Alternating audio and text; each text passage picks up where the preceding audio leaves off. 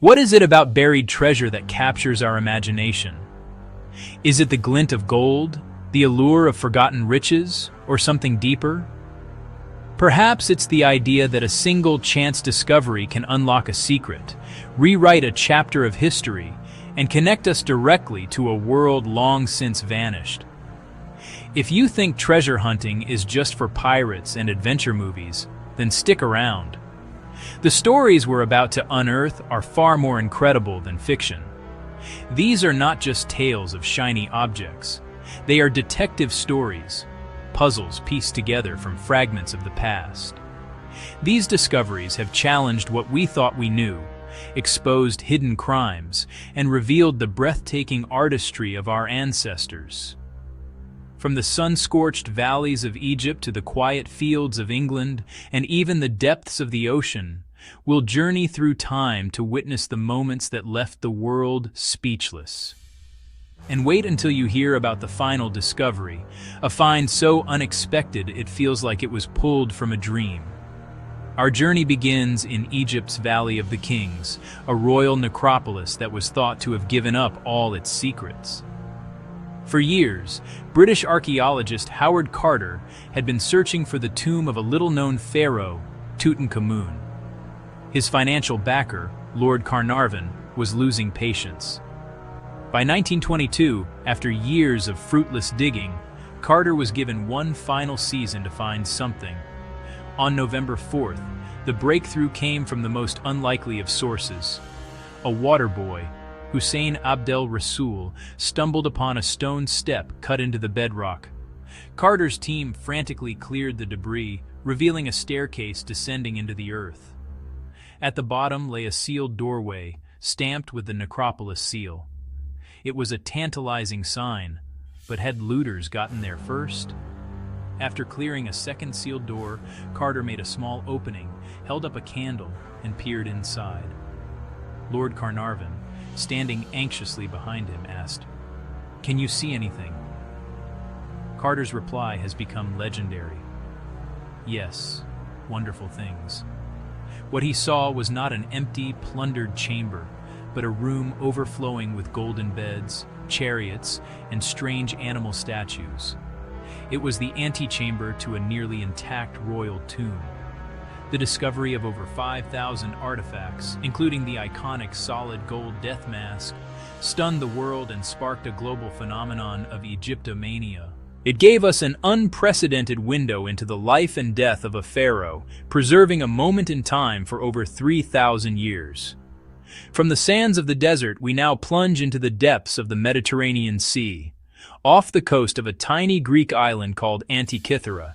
In 1900, a group of sponge divers taking shelter from a storm decided to explore the seafloor. One diver, Elias Stadiotis, surfaced, babbling about a heap of dead, naked people on the seabed. The bodies were the bronze and marble statues of a Roman-era shipwreck. The ensuing excavation, the first major underwater archaeological expedition in history, recovered stunning works of art. But among the statues and amphorae was a lump of corroded bronze, about the size of a shoebox, that was largely ignored. Decades later, as scientists began to examine this unassuming clump, they made a staggering discovery. Advanced X-ray scanning revealed a complex system of over 30 interlocking bronze gears.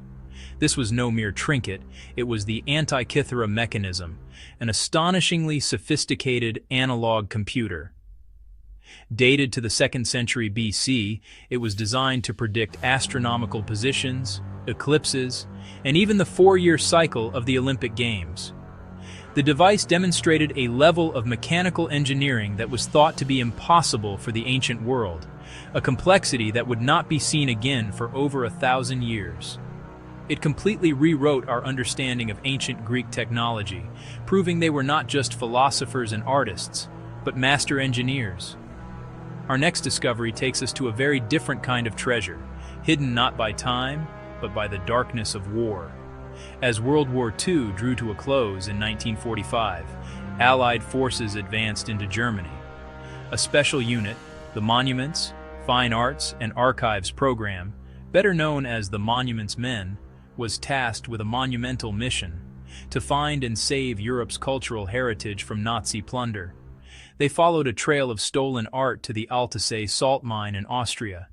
The Nazis had chosen the mine for its stable temperature and low humidity, ideal conditions for preserving priceless artifacts. But as the Third Reich crumbled, a terrifying order was issued. If the Führer died or the repository was threatened, the entire mine and its contents were to be blown up. Inside, the monument's men found a breathtaking and horrifying sight. Tunnels were filled with over 6,500 paintings, including masterpieces by Michelangelo, Vermeer, and Rembrandt. There were sculptures, tapestries, and libraries of rare books, a vast collection of Europe's artistic soul, stolen and hidden away. Thanks to the bravery of local miners who sabotaged the demolition plan, this cultural treasure was saved, revealing the sheer scale of the Nazis' systematic theft and their attempt to erase history. Sometimes the greatest treasures are found not by experts, but by ordinary people in the most ordinary of places. In November 1992, a farmer named Peter Watling, living in the village of Hoxton, England, lost a hammer in one of his fields. He asked his friend Eric Laws, an amateur metal detectorist, to help him find it. Laws began sweeping the field. He didn't find the hammer, but his detector gave off a strong signal. He started digging and unearthed a handful of gold coins and a silver spoon. Realizing he had stumbled upon something significant, Laws did something incredibly important. He stopped digging. He immediately notified the local archaeological authorities. This responsible act allowed for a professional excavation, which carefully uncovered what became known as the Hoxton hoard. Buried in an oak chest were nearly 15,000 Roman coins of gold, silver, and bronze, alongside around 200 items of silver tableware and exquisite gold jewelry. The hoard, buried in the early 5th century, provides a perfect snapshot of the wealth of a rich Roman family at the very end of Roman rule in Britain. It was likely buried for safekeeping during a time of great upheaval and was never retrieved.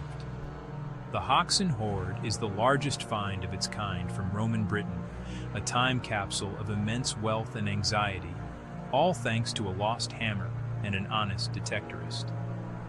Our final story is perhaps the most profound, a discovery that didn't involve gold or jewels, but something far more precious: words. In late 1946 or early 1947, a Bedouin shepherd boy, searching for a lost goat near Qumran on the shores of the Dead Sea, tossed a rock into a cave. He heard the unexpected sound of shattering pottery. Intrigued, he and a friend entered the cave and found several large clay jars. Inside, they discovered ancient scrolls, wrapped in linen. Unaware of their true significance, they took them back to their camp. These scrolls, and hundreds more found in nearby caves over the next decade, would become known as the Dead Sea Scrolls.